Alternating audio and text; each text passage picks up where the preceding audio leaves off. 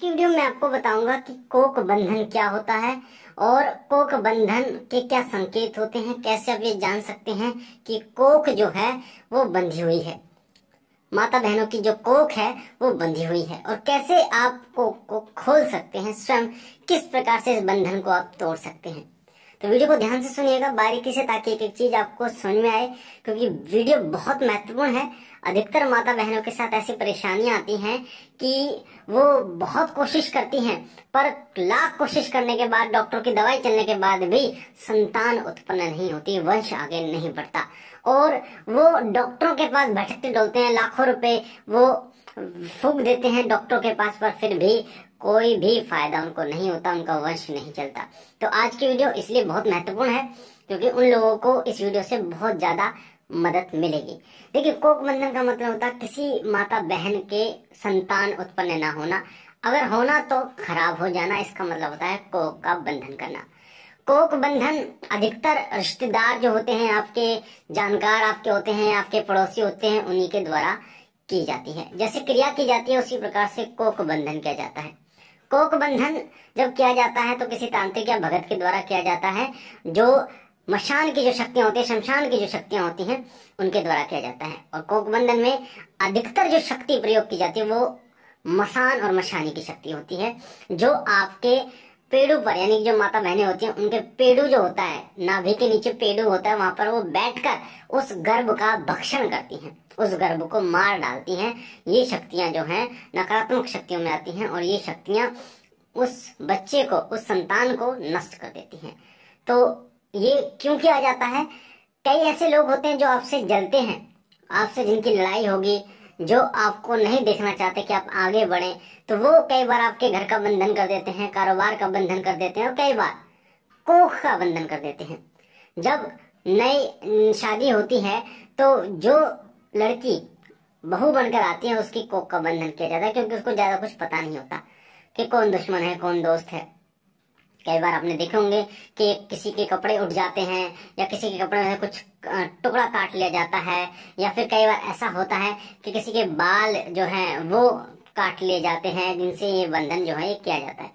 तो ये बंधन जब किया जाता है तो कुछ ऐसे संकेत आपको मिलते हैं, दिखते हैं, जिन संकेतों को अगर आप ध्यान से देखें तो आप जान सकते हैं कि हाँ, कोक बंधन किया गया है। क्योंकि ये संकेत तभी आते हैं जब आपके शरीर में ये नकारात्मक शक्तियां उत्पन्न होती हैं, यानी कि जब मशान और मसानी आपके शरीर में प्रवेश करती हैं और आपके पेड़ों पर बैठकर आपके जो बच्चा होता है, यानी जो शिशु होता है, जो गर्भ होता है, उसका भक्षण करती हैं। तो कौन कौन से ऐसे संकेत हैं?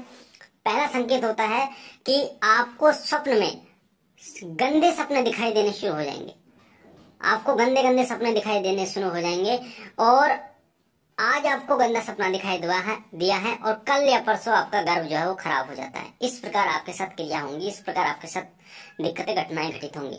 तो अगर आपके साथ ऐसा होता है, इसका मतलब आपका गर्भ जो है वो बांध दिया गया, आपकी जो कोख है वो बांध दी गई है। ये पहला संकेत होता है।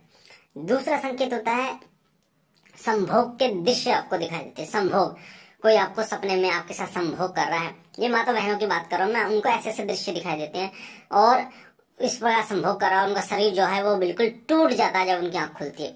तो ये कोक बंधन का एक इस संकेत होता है। साथ ही बच्चे दिखाई देते हैं सपने में आपको, छोटे छोटे बच्चे जो रो रहे हैं, खेल रहे हैं, इस प्रकार से बच्चे आपको दिखाई देते हैं। शमशान आपको दिखाई देता है जब कोक बंधन किया जाता है। तो ये संकेत जो है ये कोक बंधन के ही संकेत होते हैं। कई बार बच्चे को मारता हुआ कोई व्यक्ति आपको दिखाई देता है कि कोई बच्चे को मार रहा है, कोई आपसे बच्चे को छीन रहा है, ऐसे संकेत आपको दिखाई देते हैं।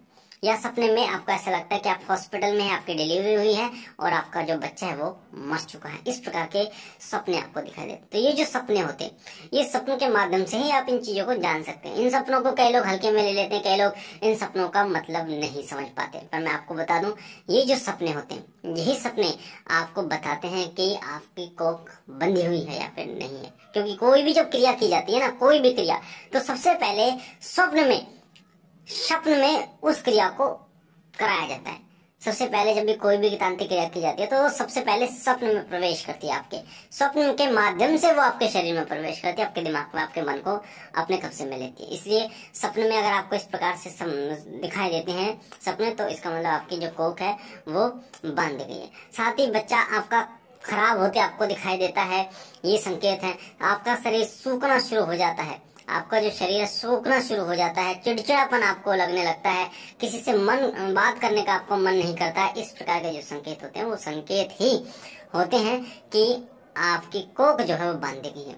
आप बार बार डॉक्टरों के पास जा रहे हैं, अल्ट्रासाउंड करा रहे हैं, बहुत सारी चीजें आप करा रहे हैं, दवाई वगैरह ले रहे हैं, पर कहीं ना कहीं कुछ भी, कई बार तो कुछ कमी ही नहीं आती, सब कुछ ठीक ठाक होता है और फिर भी बच्चा नहीं होते।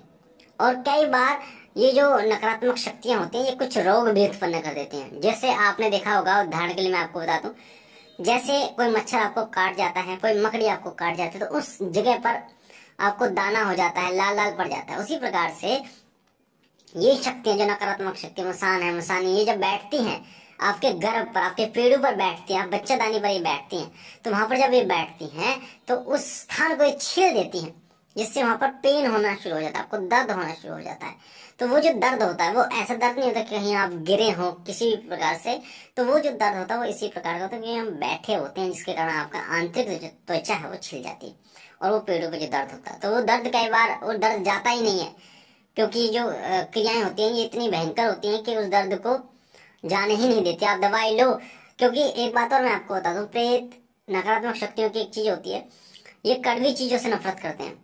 आपके शरीर में जब इंजेक्शन लगेगा जैसे, तो आपको आराम हो जाएगा, पर जब तक उस इंजेक्शन का असर रहेगा तब तक आराम रहेगा, उसके बाद फिर आप ऐसे हो जाएंगे, क्योंकि इंजेक्शन जो है वो कड़वा होता है और जब आप शरीर में जाता है तो ये शक्तियां शरीर छोड़ देती हैं। इस चीज का विशेष रूप से ध्यान रखिए। तो ये उन लोगों के साथ होता है जिनके शरीर में शारीरिक पीड़ाएं प्रेत या किसी नकारात्मक शक्ति के कारण उत्पन्न होती है, शारीरिक क्रियाएं। अब होता क्या, वो लोग समझते हैं कि अब आराम हो गया, पर वो जैसे घर आते हैं फिर वो परेशानी उत्पन्न हो जाती है। और फिर आपने देखा होगा कई लोग एडमिट भी कर देते हैं, और एडमिट करते हैं तब तक वो ठीक रहते हैं। क्यों रहते हैं? क्योंकि वो ग्लूकोज लगाए रखते हैं, और ग्लूकोज में वो इंजेक्शन जाते हैं जो कड़वे होते हैं। तो जैसे जैसे इंजेक्शन जाते हैं जैसे जैसे वो नकारात्मक शक्तियां वो दूर रहती हैं उससे। तो ये मेरा सच्चा अनुभव है, खुद का अनुभव है, ऐसा होता है। तो कोक बंधन अगर आपका है तो इसको कैसे आप हटा सकते हैं? देखिए, सबसे पहले तो कोक बंधन अगर आपका है तो आप माता काली के क्रीम मंत्र का निरंतर जाप कीजिए। माता काली की जोत जलाकर माता काली के क्रीम मंत्र का, जो बीज मंत्र है माता काली का, उसका निरंतर आप जाप कीजिए। साथ ही जो फूल बनता है, जोत में फूल बनता है, उसको आप लेकर घी में लेकर उसका लेपन अपने पेड़ों पर कीजिए। उसका लेपन अपने पेड़ों पर कीजिए माता का नाम लेके, तो आप देखेंगे कि आपको आराम होना धीरे धीरे शुरू हो जाएगा, और जो नकारात्मक ऊर्जा शक्ति है वो अपना प्रभाव कम कर देगी। ये एक दिन नहीं होगा, धीरे धीरे होगा। और ये जो फूल बनता है तो ये फूल आपको रख लेना है, और रोजाना रात को सोते समय आपको अपने पेड़ों पर लगा के सोना है। उसके बाद सुबह आप नहा धो लीजिए, जो भी करना है, पर ध्यान रखिए पवित्रता का उस समय ध्यान रखना है जब इस फूल को आपको लगाना है गर्भ पे। तो इस प्रकार ये समस्या आपकी खत्म हो जाएगी। लगातार लगभग 21 दिन तक इस क्रिया को करने के बाद आपको आराम मिलना शुरू हो जाएगा। और जब आपका गर्भ धारण आप कर लें तब तो आपको रोजाना ये लगाना है, तब जब तक आपका बच्चा ना हो जाए। साथ ही कई लोग जो है वो गर्भ को रोकने के लिए धागा गंडा भी बनाते हैं, जो मैंने वीडियो के माध्यम से कई ऐसे मंत्र आपको बता रखे हैं। तो उन मंत्रों के माध्यम से भी रोका जा सकता है गर्भ को, जो कि भांडी में वो धागा बांधा जाता है। तो मुझे आशा है ये जानकारी आपको पसंद आई होगी। पहली बार चैनल पे हैं तो चैनल को लाइक कीजिए, शेयर कीजिए, सब्सक्राइब कीजिए, ताकि जो जानकारी हम डालें पूजा पाठ से जुड़ी हो सबसे पहले मिले। बाबा भोलेनाथ से मैं विनती करता हूँ कि बाबा भोलेनाथ आप पर अपनी असीम कृपा बनाए रखे, आप और आपका परिवार सदा सुखी रहे, स्वस्थ रहे, खुश रहे। हम मिलते हैं एक नई जानकारी के साथ, तब तक के लिए ओम नमः शिवाय, ओम नमः शिवाय, ओम नमः शिवाय।